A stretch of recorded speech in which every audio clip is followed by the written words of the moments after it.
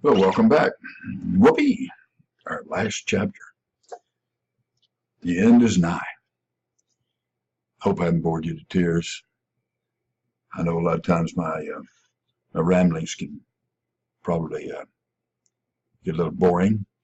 I hope most of the storytelling has been on topic at least. We're at the Civil War. The Civil War is really the concluding event of this chapter. I'm sorry, of this whole course.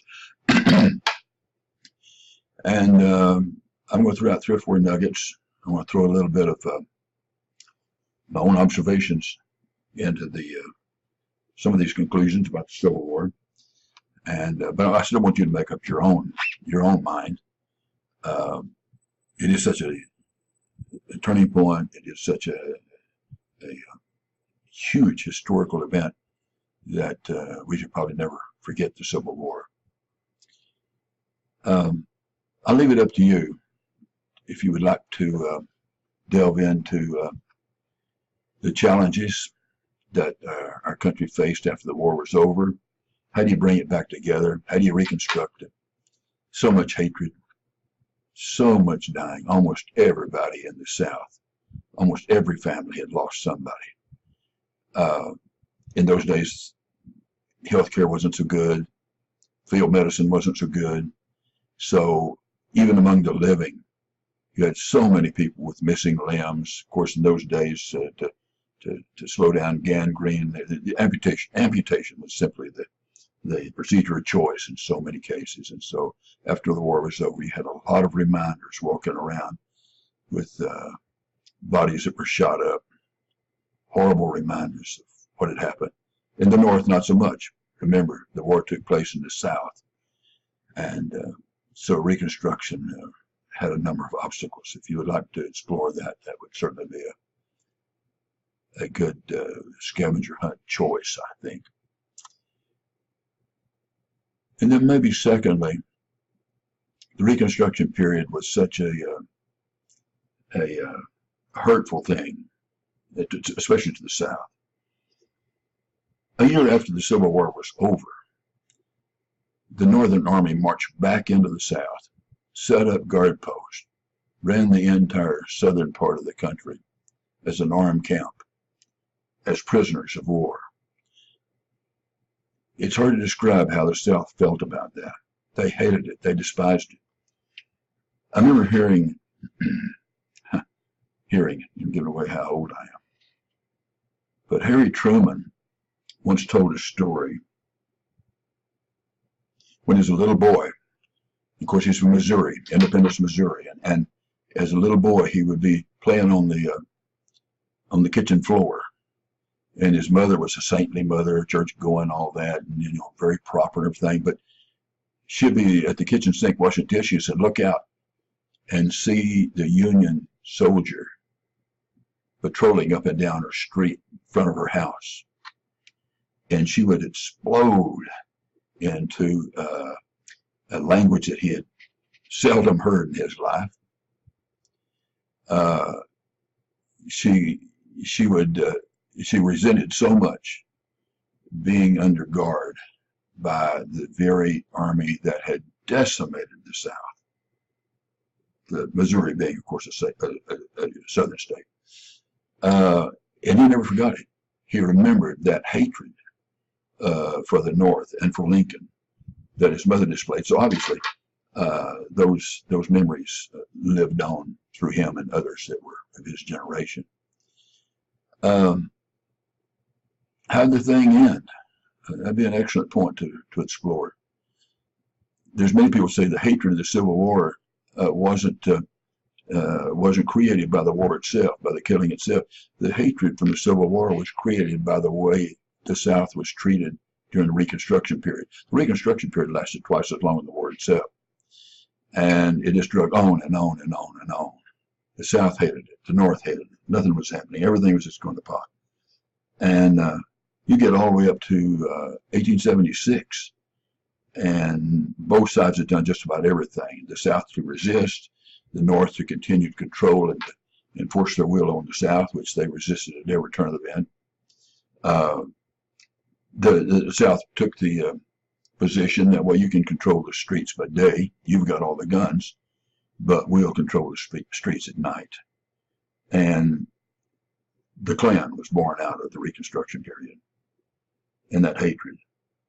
And other groups. The Klan wasn't the only one. There were many, many groups like the Ku Klux Klan that were spawned by the Reconstruction period.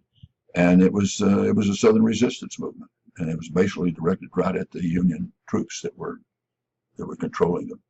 How did it end? That's an excellent choice for our little scavenger hunt.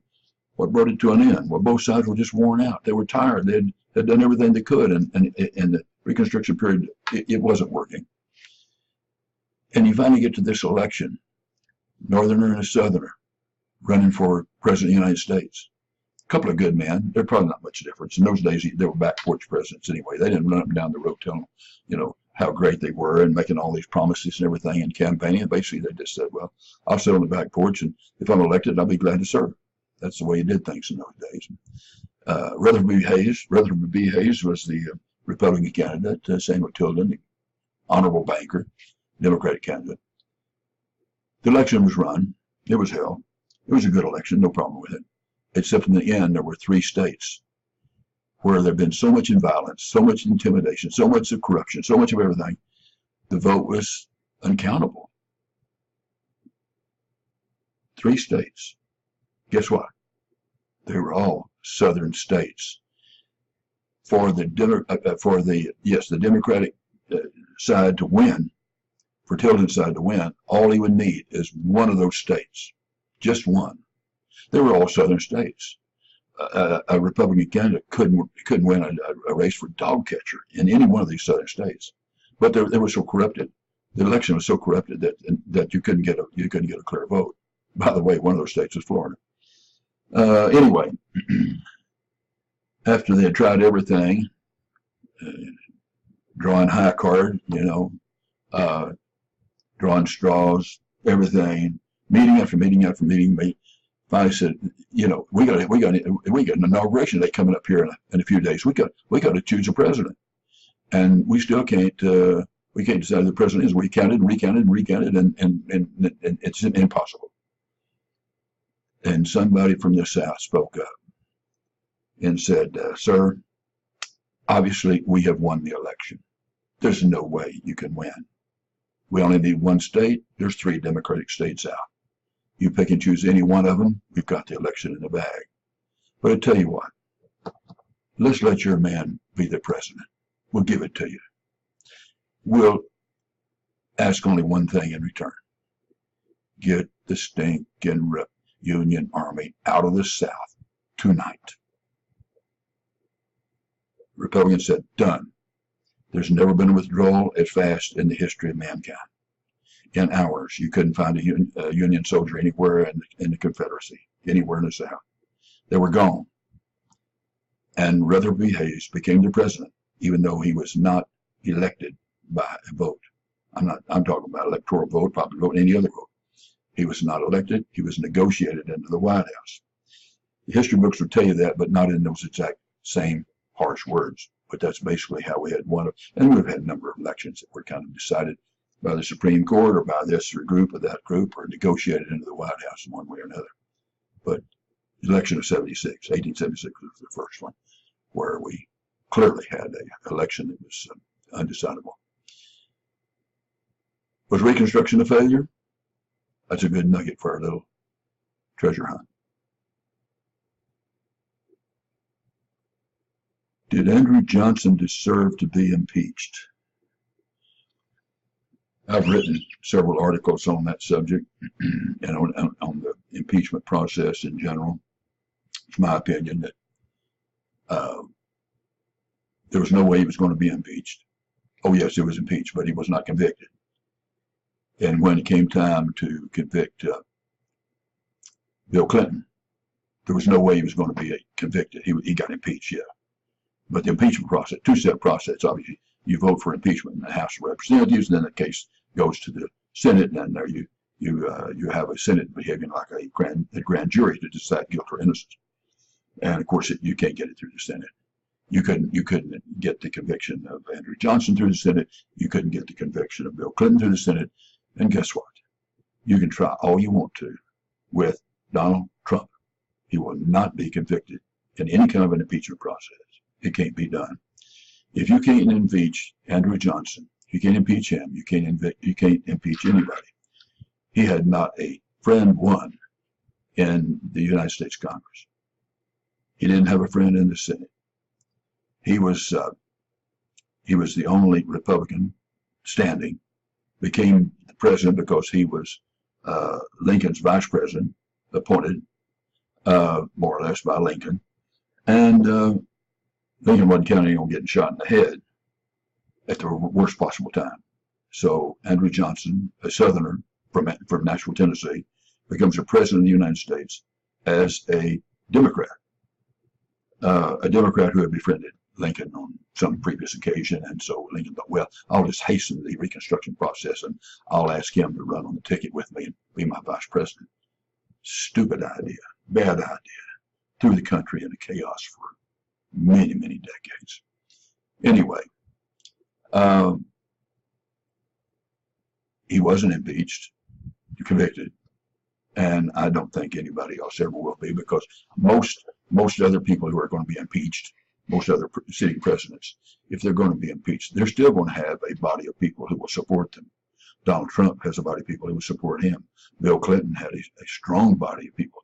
The Democratic Party hadn't gone anywhere, not like in the case of Andrew Johnson, where the South was still gone. We hadn't reconstructed the country yet, and most of the South was still out.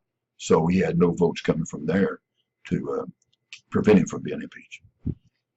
Anyway, those are just some ramblings that you might take into consideration as you're writing on one of these four hot subjects that I just threw out. It's been a delight having you in my class this semester.